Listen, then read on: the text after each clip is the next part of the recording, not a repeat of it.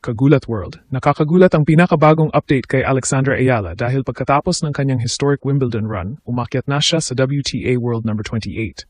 Isang bagong career high at malinaw na patunay na hindi na basta hype ang pinag-uusapan dito, kundi tunay na ranking movement sa pinakamataas na level ng women's tennis.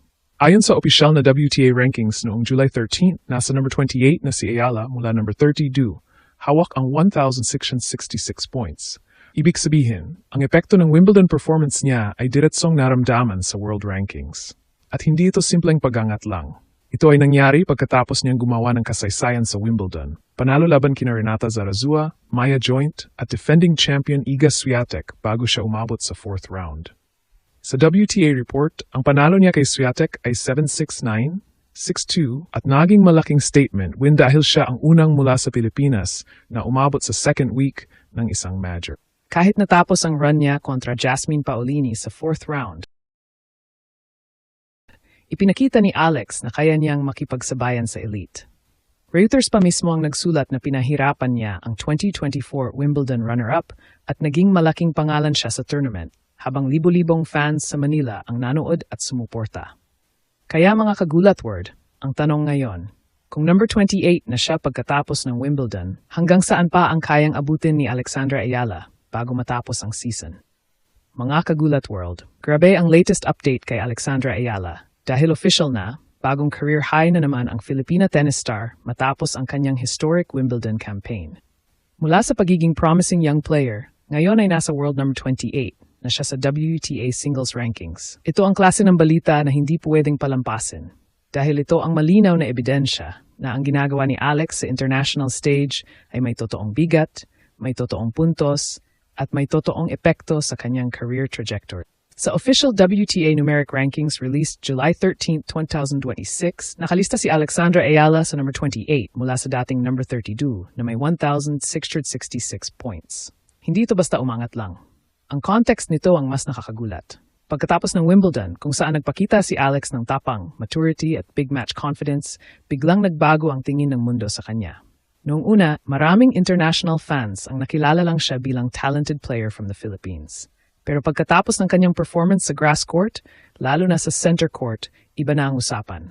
Hindi na lang siya future star. Para sa marami, she is already arriving now. Ayon sa GMA report, umakyat si Ayala sa world number 28 matapos ang kanyang Wimbledon performance at ito ang bagong career high niya. Ang pinaka-importante rito, hindi siya umakyat dahil sa isang maliit na tournament lang.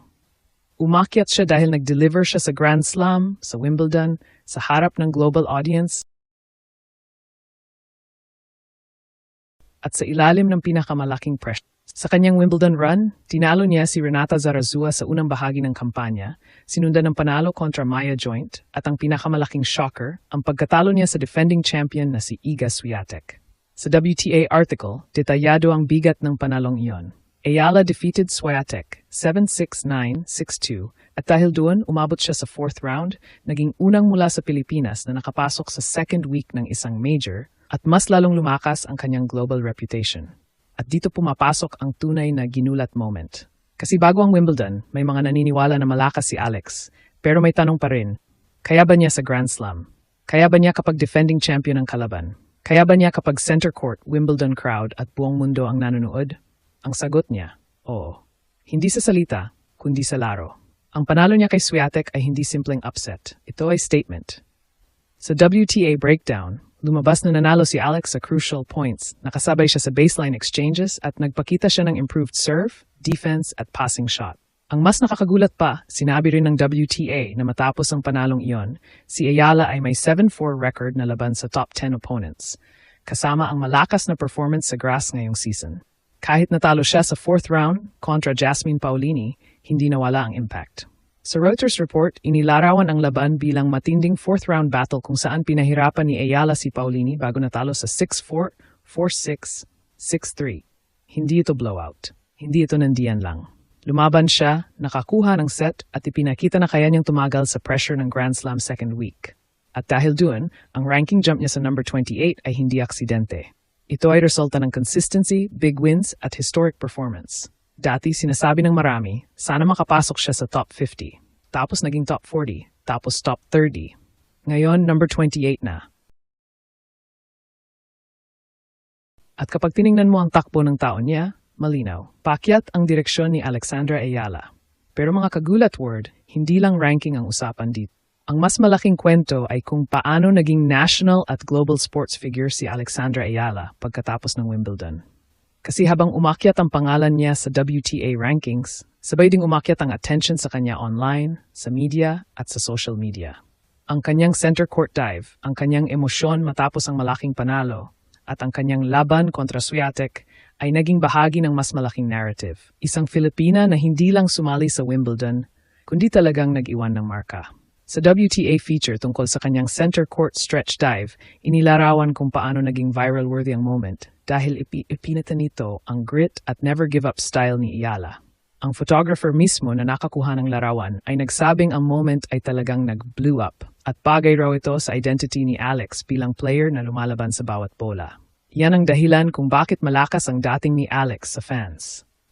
Hindi lang siya technical player, hindi lang siya ranking store. May emotion, may fighting spirit, may national pride, at may relatability. Kaya kahit sa pagkatalo niya kay Paulini, hindi bumagsak ang momentum. Sa halip, mas lumaki pa ang respeto ng tennis world. Reuters even noted na naging darling siya ng Wimbledon crowd at may 8,000 fans pa sa Manila watch party habang sinusundan ang kanyang laban. At pagbalik niya sa Pilipinas, lalo pang lumaki ang significance ng moment. Matapos ang kanyang Wimbledon run, sinalubong at kinilala siya sa Malacanang kasama ang kanyang pamilya bilang bahagi ng national celebration sa kanyang achievement. Town and Country reported na siya ang unang Filipino singles player na umabot ng ganoon kalalim sa Wimbledon at nakaschedule pa siyang bumalik sa aksyon sa Mubadala DC Open sa Washington, D.C. simula July 27.